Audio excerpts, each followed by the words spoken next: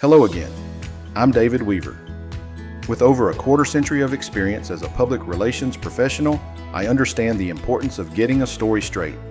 After all, perception is reality until the reality becomes the perception. The reality is that someone, somewhere, is talking about you. More importantly, they are listening to you. The way you communicate makes a huge difference in public perception of your school, business, church, or nonprofit organization. Right Team Services helps you tell your story with clarity and purpose. From website and social media content to press releases, graphic design, promotional videos, crisis communications, and more, Right Team Services delivers professional messaging built around your goals. Visit rightteamservices.net and learn more about how Right Team Services can help you tell your story more effectively and efficiently. Right Team Services, purposeful communication with powerful impact. Friday nights are built on teamwork, and so are we at Stiles Electric. Just like the best teams in East Texas, success starts with hard work, dedication, and people you can count on. That's why Stiles Electric is looking for the next great teammate. Whether you're an experienced electrician or ready to learn the trade, there's a place for you on a team that's powering commercial projects across East Texas. Don't sit on the sidelines. Step into a career with a company that's been getting the job done for over a quarter century. Call 903-235-2536 or visit stileselectric.com. Stiles Electric. Reliable, professional, experienced. Welcome to From the Press Box on the Right Team podcast, where sports are more than just scores. They're stories. From Friday night lights across East Texas to the biggest games and headlines in college and professional sports, we bring you thoughtful analysis, honest opinions, and conversations that go beyond the field. Whether you're a lifelong fan, a coach, an athlete, or simply someone who loves the game, you've found your seat with us in the press box.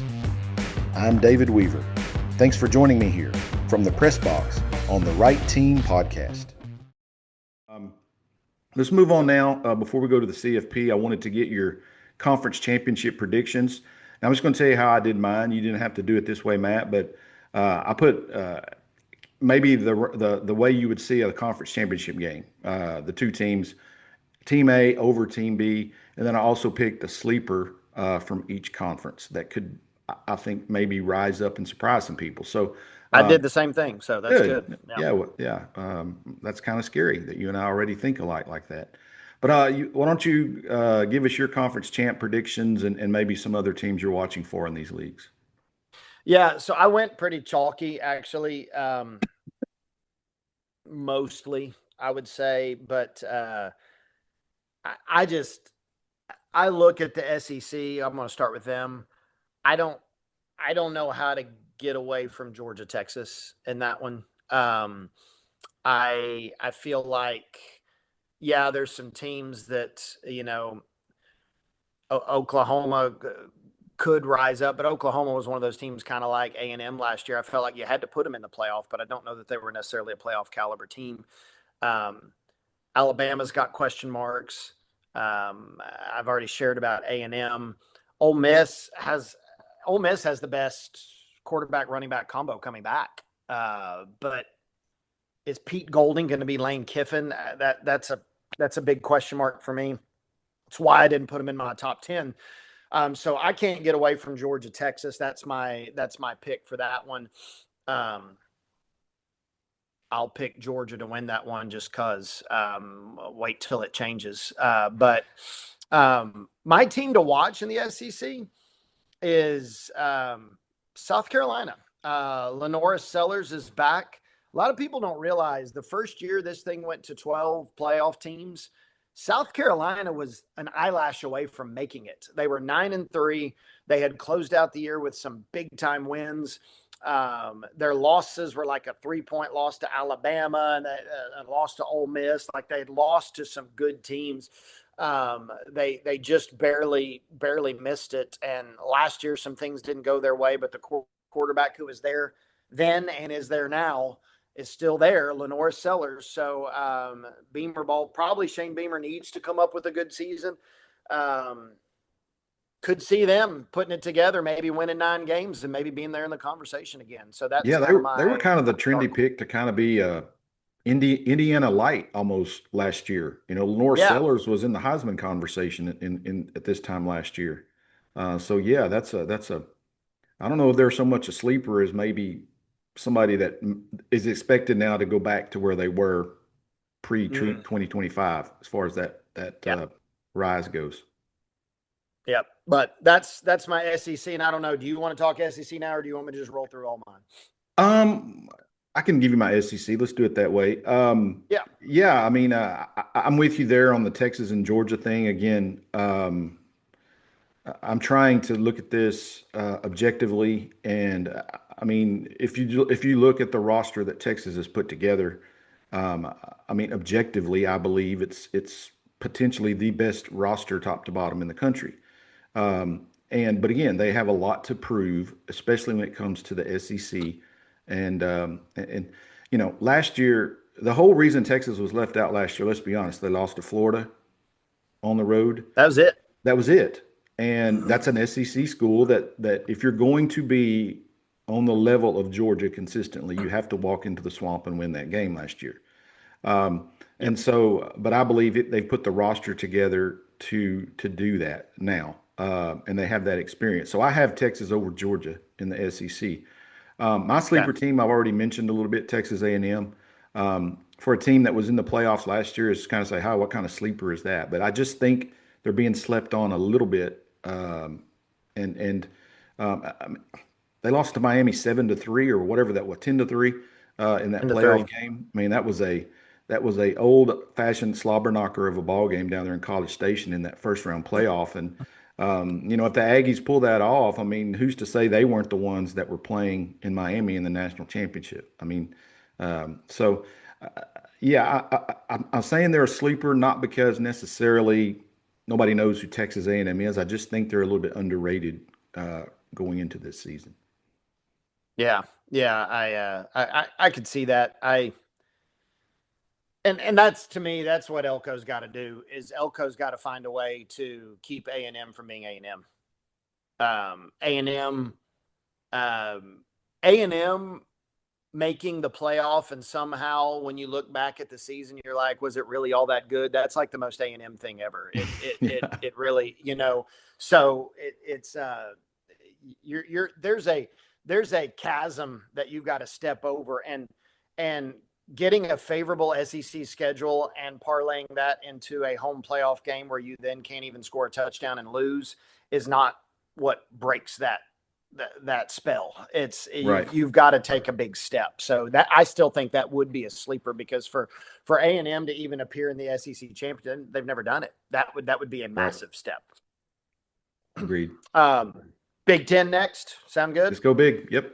Okay, so here's where you start seeing. I gave that caveat of Indiana's my number 1, but that's just what I would rank them right now. I've got Oregon and Ohio State in the Big Ten championship game, and I've got Ohio State winning it because, to me, they're the team this year. Quarterback's coming back, an elite running back, an elite wide receiver coming back. Chip on the shoulder, lost that game to Miami last year, lost to Indiana. You're like, you're no longer the power in the Big Ten. They're the team to watch. So I'm going to take Ohio State over Oregon. My sleeper team to watch, which feels weird to call this a sleeper team, but bear in mind they were only 7-6 last year. Penn State with Matt Campbell. Matt Campbell Exactly the one I have.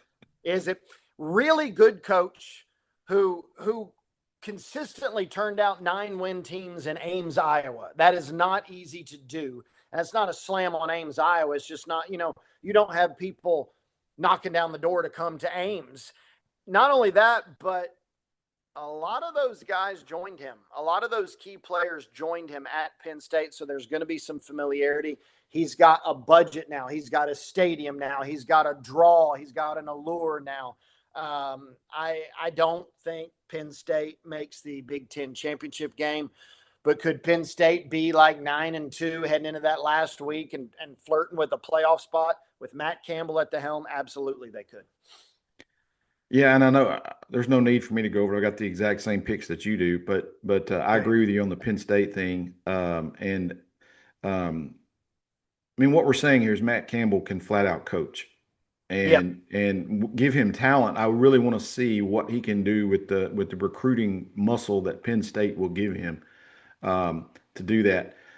You know, and we have to mention Indiana here, the defending national champ, had such a great dominating run last year. Um, the big question for me is who's going to, is Josh Hoover going to be Fernando Mendoza, or can he be some semblance of that? Yeah. And I mean, there's just too many question marks going into that.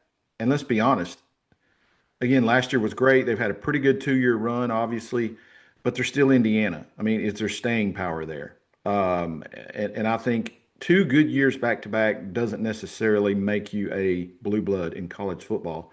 And so that's kind of where my hesitancy comes in keeping them. I felt it would be disrespectful to call them a sleeper. Um, so they're probably right now fourth in my mind of these three teams plus them that we've talked about in the Yeah. big.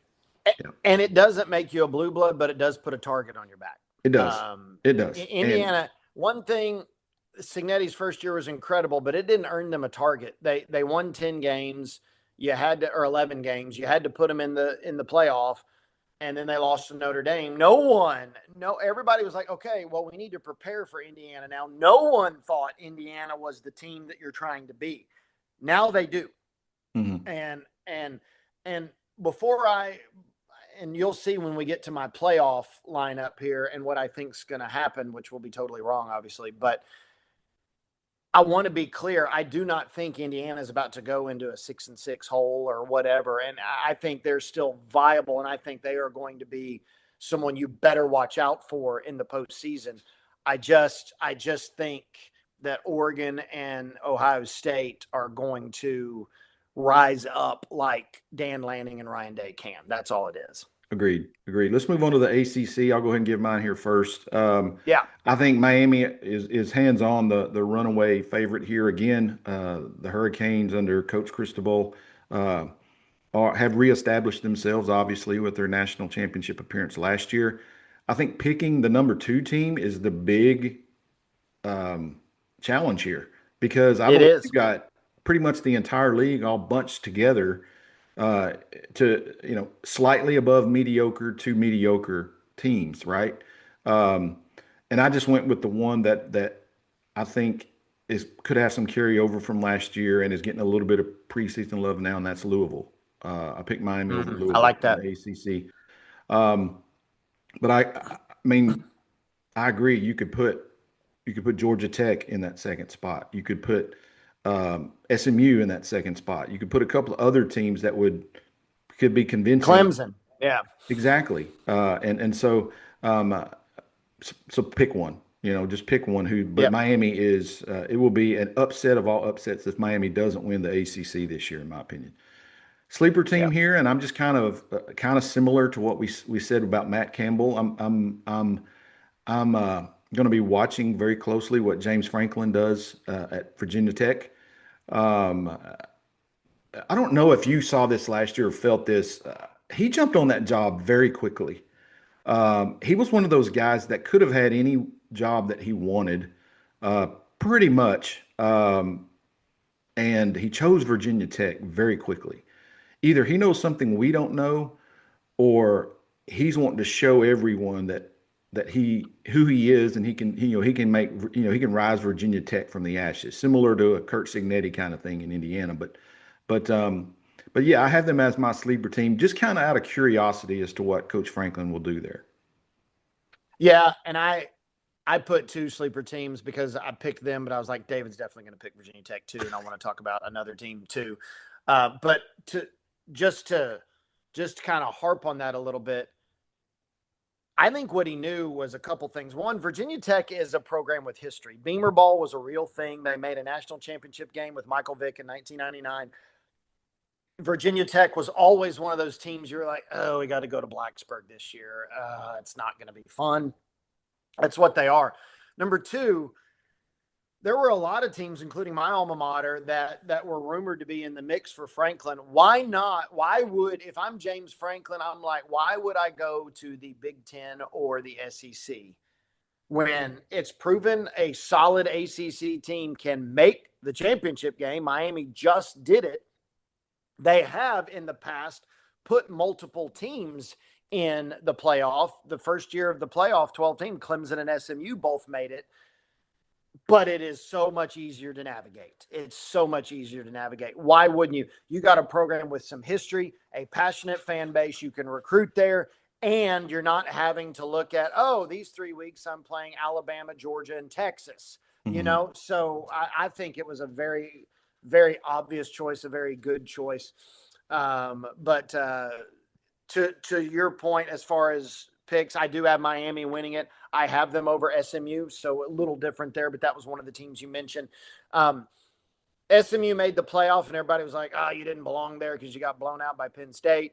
A respectable year last year where they really could have been in the playoff mix. And now you still got the same quarterback, kind of like what I talked about with Lenora Sellers. You've still got a quarterback that is put up or shut up time. Look, can you be something that's an NFL type quarterback, or is this all you are? But an experienced coach who's been there for a long time. I think SMU gets the nod there. And I think Miami beats them. My other sleeper team, in addition to Virginia Tech, was North Carolina State. They return a quarterback with some experience and a coach who's been there a while. I think NC State's one that maybe we look at and we're like, wait a minute, they're 8-2 right now. Are they in the mix? That could be a team to watch. So we'll keep an eye on that as well. But that's my other sleeper team in the ACC. Let's move on to the Big 12. Tell us what you have here in the Big 12 conference, which is, let's be honest, I think you could make the argument as far as the top, the Power Four. This may be the fourth ranked. It's debatable between them and the ACC, but man, have they made some headlines in the offseason. They have. The Big 12 is there based on some stuff that's happened in the offseason. Tell me how you see that playing out this year. I went nothing but sleeper here. I went Texas Tech winning it. Okay. Because I do think there's a little bit of a chip on the shoulder, as I said, and obviously BYU's the next choice. Utah's in the mix, although they're breaking in a new coach. But I did a little digging, and there's a program that is historically an 8, 9, maybe even 10 win program that's returning a quarterback, that's returning a running back, that has a coach that's kind of, coming. I want to make sure I get this right. A coach that's kind of coming back into the fold a little bit, who has a history there. It's his first year, but he was a quarterback there for a long time. It's also a program that had high hopes last year, but the Ireland curse got to him, and that's Kansas State. I've got Kansas State in the Big 12 championship game, and that's a sleeper in and of itself. But I looked at Kansas State. Colin Klein, I don't know if you remember him. He was quarterback there for a long time. He's got a history there. I think he's got something to prove. Avery Johnson, their quarterback, is back. They don't have to go over to Ireland to play a stupid game this year. I think Ireland, and we talked about this a lot on the podcast, I think Ireland derailed their season last year. And I think there's just a whole new focus there. So I put another sleeper team for you just because K-State is a sleeper team, but I've got them in the Big 12 championship game. Arizona, with Noah Fafita back for like a fourth year, I think. They're a sleeper team to me in the Big 12. I think this is a bit of a renaissance year for the Big 12 because I think Tech has a chip on their shoulder because the whole Sorsby thing. I think everybody else is mad at Tech because of how much money they seem to have flowing. And so I think the Big 12 is going to kind of say, you know what, we're tired of people thinking the ACC is better than us. I think they're going to reassert themselves a little bit more, not compared to the SEC or the Big 10. But so I got Tech over K-State, and watch out for Arizona. I've got Texas Tech overwhelmingly, with BYU kind of the next level below. I did put them at number 2. And then I think, and look, we talked about mediocre to above mediocre in the ACC. I think the Big 12 is deeper than that, but you've got so many teams who are kind of in the same boat. They're at that point where we have to put up or shut up time, right? I mean, Kansas State's one of them. Houston's one of them. Baylor's one of them. Baylor needs, Dave Aranda needs a really good season this year. He may be on the hottest seat in the country in Waco. There's another team that I think really needs to step up and reassert itself for the Big 12 to start getting more national attention, and that's TCU. And this Yes. is a big season for Sonny Dykes there at TCU. So there's so many teams kind of in that same boat where they've got a lot to prove, but if they can step up and be what we think they can be, they could give Texas Tech a run for their money as far as conference dominance in this thing, and Yep. easily, easily be in that group with BYU a little bit more comfortably. Um, I'm going out on a limb here and picking one of these sleeper teams. Coaching change, pretty much roster turnover, with a history of being competitive. They're one of those teams that when Texas and Oklahoma left the Big 12, um, they're one of those teams that people immediately looked to and said, okay, you got to carry the conference here, along with Texas Tech and a couple of others, and that's Oklahoma State. Um, Mm. Oklahoma State needed Mike Gundy to go. I like Mike Gundy. I thought he was an entertaining interview. I thought he was one of the few coaches who on Monday I would pull up his press conferences to watch a post game because I thought he was very insightful. And but it was time for him to go. I mean, he and Oklahoma State needed to go opposite directions. And they had an awful last year. I mean, they were awful. We know that.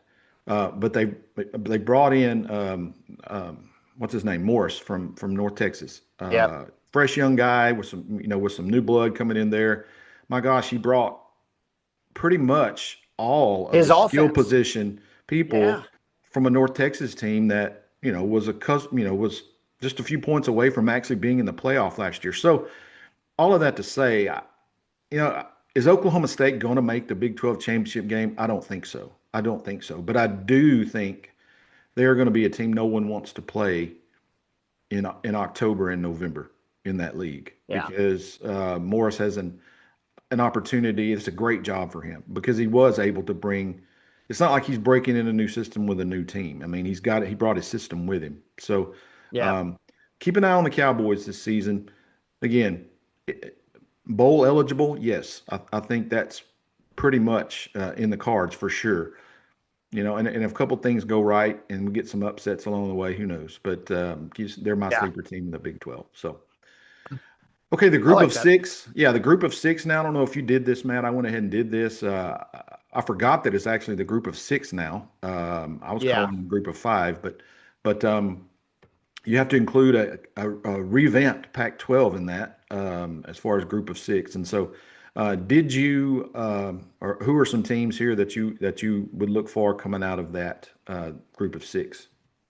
Um, in the American, I kind of like, and I just kind of liked going a little different here. I like Jeff Traylor.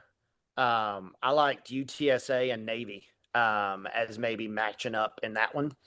I don't know what you thought about the American, but those are the two teams that kind of stood out to me. Yeah, I for mine here, I treated it like a conference championship game, although it's a mythical one. Of course, it's six different conferences that we're talking about here, but I have Boise State, which seems to perennially be the team in that particular group that is Oh, favored. you're not going conference by conference. No, You're no, no, just no, no, saying, no, no. I'm just saying the entire group of six. yes. Who is going to be Then the yeah, top two or three teams Boise out of that State group? is the one. Yeah. No doubt. Boise State's the one that stands out to me. Yeah, Boise State. If this was a conference and they're all together, I would say I would have Boise State over UNLV. Yeah. Again, based off of preseason rankings, what they did last year, I think Boise State's always kind of a safe pick for that. Um, my sleeper team, I kind of go along with you. I'm looking at Navy. You know, Yeah. it's kind of it's difficult. It's difficult to remember that of course our service academies play pretty good football, all of them for the Yeah. most part. But Navy plays a different type of football. They, they are a dark horse, I guess you could say, playoff candidate. Oh Out yeah, of this no group of doubt. six. And I don't think Air Force or Army are going to, knock on that door anytime soon. But Navy is one of those programs that can. And so I have them kind of as a sleeper in that. Look, they play Notre Dame and they play a bunch of other, big name type resume building schools that if things go well, Navy could be a team that you see in that Final 12, in my opinion. Yeah, I would love to see that. How cool would that be? I think that would just be one of the top stories of the year if Navy gets into the playoff. I think it would be really cool. I would not want to be the higher seeded team having to play them in the first round, even though I get them at home, because it's going to be you against the entire country. You are. Everyone's pulling for Navy in that one. Yeah, and here's the thing with Navy. This is one of the things that Navy has working for it is, usually you get into the teeth of a season, and you prep each week for a given team, but your opponent typically, let's say you get into late October, early November, your opponent, you probably can go back and revisit some things from a previous opponent that you've done because they do some similar things. That's not ever the case with Navy, unless you played Army already that year.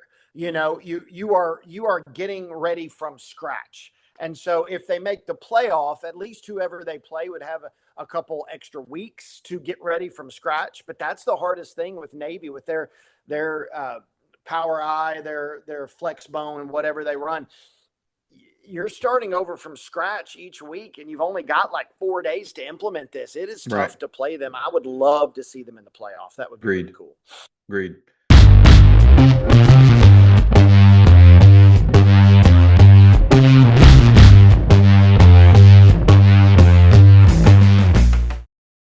Smackover-Norphlet School District is more than a school system in the great state of Arkansas. We're a family. From award-winning academics and fine arts programs to championship athletics and hands-on learning opportunities, Buckaroo students are building bright futures every single day. Whether it's celebrating student success, supporting our community, or creating unforgettable memories in the classroom, Smackover-Norphlet is proud to inspire excellence from preschool to graduation. Join the tradition. Join the Buckaroo family. Smackover-Norphlet School District. We are one family. At Hallsville ISD, excellence is more than a tradition. It's a way of life. From championship athletics to award-winning academics, Hallsville students are succeeding in the classroom, on the stage, and in competition across Texas. With dedicated teachers, supportive families, and a community that believes in its students, Hallsville ISD continues to prepare the next generation for success. Hallsville ISD, where tradition, pride, and excellence come together. Go Bobcats. At Karnack ISD, big opportunities come with a personal touch. From dedicated teachers and caring staff to a strong connection with families and the Karnack community, students are supported every step of the way. Karnack ISD also proudly participates in the community eligibility provision, providing free breakfast and lunch for every student. It's a district where families are welcomed, students are known by name, and every child is encouraged to learn, grow, and succeed. Karnack ISD, small school, strong community, bright future. Join us for a historic evening at Elysian Fields ISD as we celebrate the official grand opening and ribbon-cutting ceremony for our new Elysian Fields Elementary School. The celebration takes place Thursday, August 20th at 6:30 p.m. Come tour the beautiful new campus, celebrate this exciting milestone, and help us welcome a new generation of Jackets. We invite all students, families, alumni, and community members to be part of this unforgettable occasion. We can't wait to celebrate history with you on August 20th. Elysian Fields ISD. Tradition lives here. Hello again. I'm David Weaver. With over a quarter century of experience as a public relations professional, I understand the importance of getting a story straight. After all, perception is reality until the reality becomes the perception. The reality is that someone, somewhere, is talking about you. More importantly, they are listening to you. The way you communicate makes a huge difference in public perception of your school, business, church, or nonprofit organization. Right Team Services helps you tell your story with clarity and purpose. From website and social media content to press releases, graphic design, promotional videos, crisis communications, and more, Right Team Services delivers professional messaging built around your goals. Visit rightteamservices.net and learn more about how Right Team Services can help you tell your story more effectively and efficiently. Right Team Services, purposeful communication with powerful impact. For months, you've asked one question: when is the Right Team Daily coming back? The wait is almost over.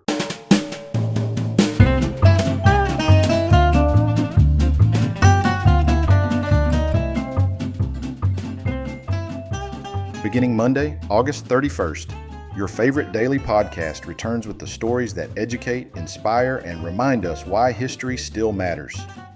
Every day, we'll discover the incredible events that shaped our world, celebrate the birthdays of remarkable people, remember those whose legacies continue to impact us today, and close each episode with a biblical word of encouragement to help you face the day ahead. Whether you're driving to work, enjoying your morning coffee, or simply looking for a few minutes of inspiration, the Right Team Daily is your daily source for history, reflection, faith, and inspiration. Mark your calendar for August 31st. Follow the podcast wherever you listen, and get ready to start each morning informed, encouraged, and inspired. The Right Team Daily returns August 31st. Until then, as always, keep writing your story.